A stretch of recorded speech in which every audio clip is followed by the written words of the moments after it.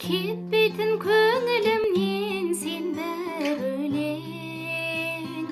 Ғашығым көздеріңе мөлдіреген сәулем. Қып-қызыл емес пе еді